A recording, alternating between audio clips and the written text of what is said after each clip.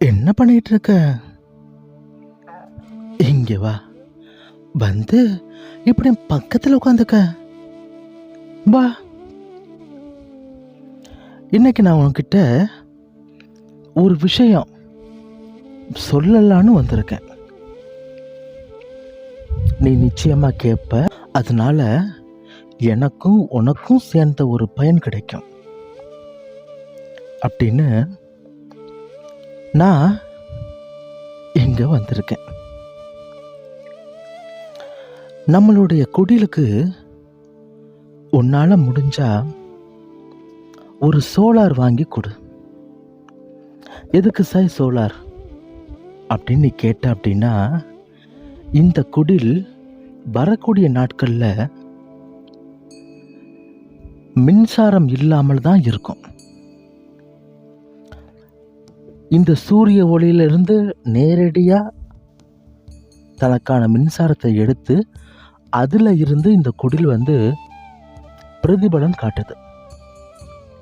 உனக்கு இன்னொரு சந்தேகம் வரலாம், ஏன்? ஏன்னா அந்த குடிலுக்கு அடர்ந்த ஒரு வனப்பகுதிக்குள்ள இருக்குது. சுற்றிலும் மரம், செடி, கொடிகள், ஆரஸ்வதி காடுகள்னு அதுக்கு நடுவில் இருக்கிறதுனால இந்த குடிலுக்கு சில பல விஷயங்கள் தாமதமாக இருக்குது. அதனால இந்த இடத்துல முற்றிலுமாக மின்சார வசதியே கிடையாது. அதனால தான் உங்ககிட்ட நான் கேட்குறேன், ஒரு சோலார் லைட் வாங்கி கொடு. சூரிய ஒளியில் எரியக்கூடிய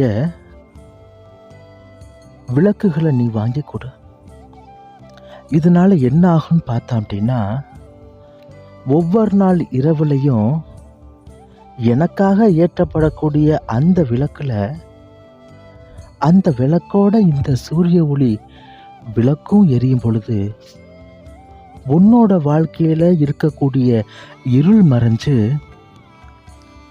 என்றென்றைக்கும் ஒரு வெளிச்சம் மட்டுமே இங்க இருக்கும். எப்பெல்லாம் இங்க விளக்கு எரியுதோ அப்பெல்லாம் உன்னோட வாழ்க்கைக்கான ஒரு வெளிச்சமும் அந்த இடத்துல நிச்சயமா கிடைக்கும். சரியா? என்னால ஒரு தொகை கொடுக்க முடியல அப்படின்னா கவலையே படாத. ₹1 இருந்தாலும் நீ மனசார கொடு.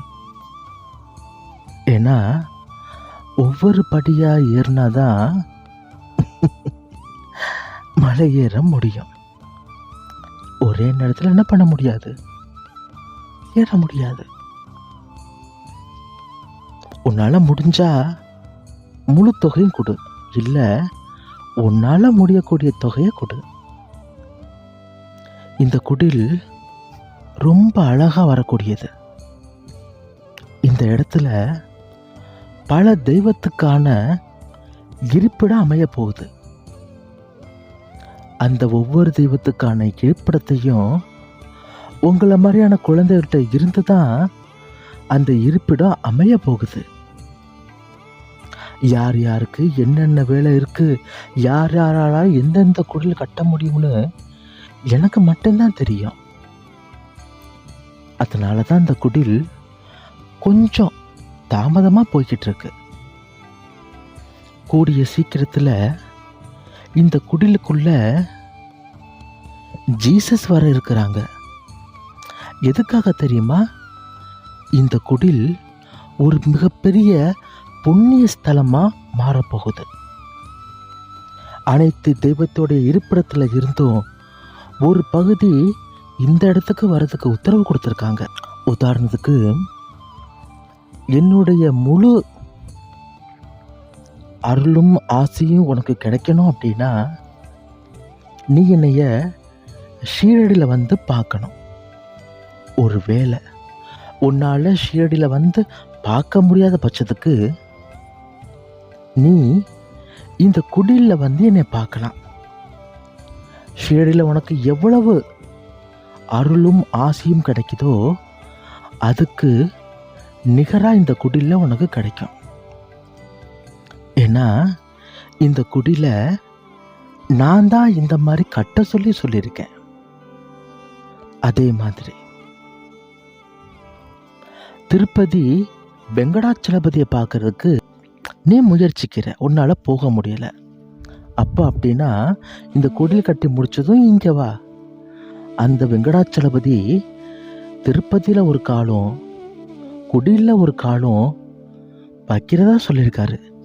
அங்கே உனக்கு என்ன ஒரு பாசிட்டிவ் கிடைக்குதோ, என்ன அருள் உனக்கு கிடைக்குதோ, அந்த அருள் உனக்கு இங்கே கிடைக்கும்.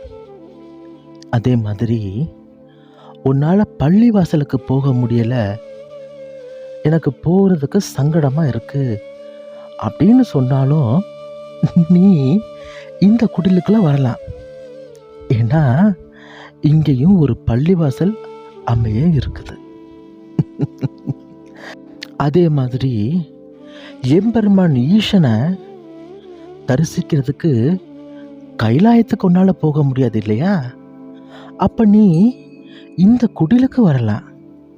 இங்க எம்பெருமான் பரம்பொருள் பரமாத்மன் ஈசனுடைய ஒரு சின்ன குடில் வர இருக்குது. கைலாசத்துல உனக்கு என்ன கிடைக்குமோ அந்த அருளும் ஆசீர்வாதமும் உனக்கு இங்க கிடைக்கும். முருகப்பெருமானுடைய 6 பட வீடுக்கும் உன்னால போக முடியல அப்படின்னா நீ இந்த குடிலுக்கு வரலாம். இங்க 6 படை வீட்டுக்கு போகும் பொழுது என்ன ஒரு பாக்கியம் கிடைக்குதோ அந்த பாக்கியம் உனக்கு இங்க கிடைக்கும். அதே மாதிரி 18ஆம் படி கருப்பர் அழகர் கோவிலுக்கு உன்னால போக முடியலன்னா நீ இந்த குடிலுக்கு வரலாம். 18ஆம் படியுடைய அருளும் ஆசையும் அழகர் கோவிலில் எப்படி கிடைக்குதோ அதுக்கு நிகரா இந்த குடிலில் உனக்கு கிடைக்கும்.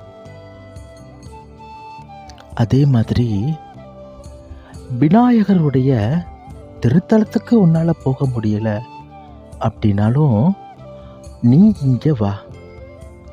இந்த கைலை விநாயகரை வந்து வணங்கு. உனக்கு அதிர்ஷ்டமும் அன்பளிப்பும் நிறைய கிடைக்கும்.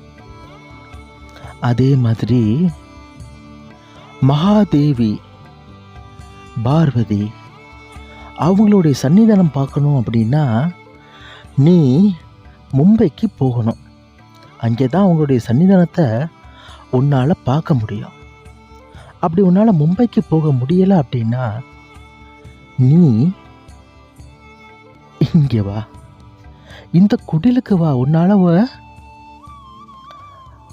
எம்பெருமான் ஈசனுடைய மனைவி பார்வதி தேவி காளி மாதாவை உன்னால் இங்கே தரிசனம் செய்ய முடியும். இப்போ நீ ராமரை பார்க்கணும் அப்படின்னா நீ என்ன பண்ணணும்? அவர் வாழ்ந்த அயோத்திக்கு நீ போகணும். உன்னால் அங்கே போக முடியல சாய், நான் என்ன பண்ணணும்?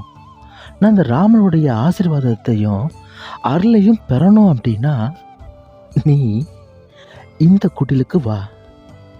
இந்த குடிலில் ராமர் லட்சுமரும் ஆசீர்வாதம் வழங்குறாரு.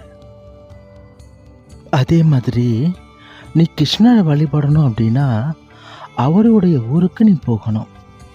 ஒன்று மதுராவுக்கு போகணும், இல்லை கோகுலத்துக்கு நீ போகணும்.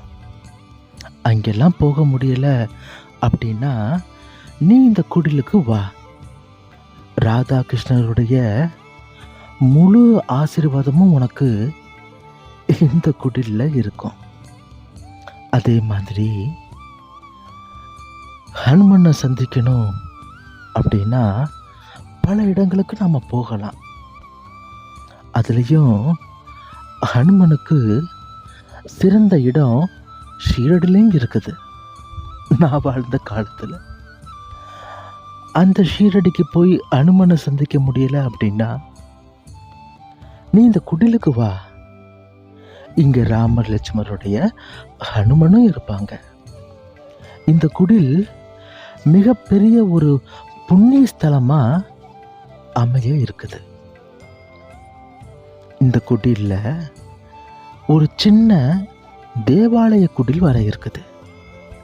இது மூலியமா இங்க வரக்கூடிய பக்தர்களுக்கும் என்னோட குழந்தையான உங்களுக்கும் உன்னோட பாவங்கள் முற்றிலுமாக போக்கப்படும். நீ என்கிட்ட கேட்டுக்கிட்டே இருப்பேல, நான் தான் போன பிறவியில ஏதோ ஒரு பாவத்தை செஞ்சுட்டேன் சாய், அதுக்கு ஏன் இந்த பிறவியில நான் இவ்வளவு கஷ்டத்தை அனுபவிச்சுக்கிட்டு இருக்கிறேன், இந்த பாவம் போறதுக்கு எனக்கு வேற வழியே இல்லையான்னு கேட்டேல. உன்னோட பாவம் போறதுக்கு இதோ இந்த ஒரு வழி இருக்குது. உன்னோட பாவம் போறதுக்கு இதோ இந்த ஒரு வழி இருக்குது. இந்த குடிலுக்கு வா. ஜீசஸ்க்கு முன்னாடி நின்னாலே போதும். அவருக்கு செய்யக்கூடிய பிரார்த்தனைகள் மூலமா உன்னோட பாவங்கள் போக்கப்படும். சரியா? இத்தனை தெய்வங்கள் இந்த இடத்துல இருக்கிறதுனால இந்த இடம் துவாரகையா மாறப்போகுது. அந்த கிருஷ்ணர் இருக்கக்கூடிய துவாரகையா மட்டும் இல்லாம இந்த சாய் இருக்கக்கூடிய துவாரகையா மாறப்போகுது. அதுக்காகத்தான் இந்த இடம் இவ்வளவு தாமதமா நடக்க இருக்குது. முக்கியமா என்னோட குழந்தைகளுக்கு சொல்லக்கூடிய இன்னொன்று, சபரிமலைக்கு 42 நாள் விரதம் இருந்து எனக்கு போகிறதுக்கு ஆட்கள் இல்லை, அங்கே கூட்டிட்டு போய் சேர்க்கறதுக்கான நபர்கள் இல்லை அப்படின்னு என்னுடைய ஆண் குழந்தைகளுக்கு, அவங்களும் இந்த குடிலுக்கு தாராளமாக வரலாம். 18 படியில் ஏறி போய் பார்க்கக்கூடிய அந்த புண்ணியம் இந்த குடிலில் இருக்கக்கூடிய ஐயப்பனை பார்த்தாலே நிச்சயமாக கிடைக்கும். ஆனால் இந்த இடத்துக்கு ஐயப்பனை சந்திக்கிறதுக்கு பெண் குழந்தைகளுக்கு உத்தரவு கொடுக்கல. ஏன்னா இவர் 18ஆம் படி சபரிமலைக்கு ஐயப்பனுக்கு நிகரானவர். அதனால பெண்களுக்கு இந்த குடில்ல ஐயப்ப தரிசனம் பார்க்க வாய்ப்பு இல்லை. சரியா? இந்த குடில்ல இத்தனை தெய்வத்துக்கும் உண்டான ஏதாச்சும் ஒரு தொகையை நீ எடுத்துக்கலாம். உன்னால முடிஞ்சா ஒரே தொகையாவும் கொடுக்கலாம், அல்லது உன்னால முடியக்கூடிய தொகையாவும் நீ கொடுக்கலாம். சாய்க்கு குடில் கட்ட கொடுக்கலாம், ஹனுமனுக்கு குடில் கட்ட கொடுக்கலாம், 18ஆம் படி கருப்பருக்கு குடில் கட்ட நீ கொடுக்கலாம், விநாயகருக்கு, காளி மகாதேவிக்கு, எம்பெருமானுக்கு, சிவனுக்கு, முருகருக்கு, வெங்கடாச்சலபதிக்கு, ஜீசஸுக்கு, அல்லாவுக்கு, இப்படி எந்த தெய்வத்துக்கு வேணாலும் நீ ஒரே காசாவும் கொடுக்கலாம், உன்னால முடிகிற காசாவும் கொடுக்கலாம். இந்த குடில் எல்லாம் ரொம்ப எளிமையான குடிலா வர இருக்குது. அதே மாதிரி இந்த குடிலுக்கு உன்னோட சாய் இருக்கக்கூடிய அந்த இடத்துக்கு விளக்கால தீபமிட்டு சூரிய ஒளியில இருந்து வரக்கூடிய மின்சாரத்தை சேமிச்சு அதை இசைக்கருவிக்கு கொடுக்கக்கூடிய அந்த சோலார் பேனலும் ஒரு பேட்டரியும் அதில் இயங்கக்கூடிய லைட்டும், இது எல்லாம் சேர்ந்து ஒரே காம்போவா நீ வாங்கி கொடுக்கலாம், அல்லது இருக்கிறதுக்கு கொடுக்கலாம். சரியா? இந்த குடில பத்தின இன்னும் பல சுவாரஸ்யமான விஷயங்களை வரக்கூடிய பதிவுகளில் நான் உனக்கு தெளிவா சொல்றேன். சரியா? உன்னால முடிஞ்சா உதவிக்கரம் நீட்டு. ஏதோ இந்த குடில ஏற்றக்கூடிய ஒவ்வொரு விளக்குலையும் உன்னோட கஷ்ட காலம் போறதுக்கான ஒவ்வொரு தீர்வு கிடைக்கும். நிச்சயமா நிச்சயமா கிடைக்கும். அல்லாஹ் மாலிக். கண்டானை கண்ணில் கண்ணீரை சுமந்து பரம்பொருள் போலே வந்து காத்தார் நம்மை. பாபா என்றால் போதும் கிடைத்திடும் நன்மை. பரம்பொருள் போலே வந்து காத்தார் நம்மை. பாபா என்றால் போதும் கிடைத்திடும் நன்மை.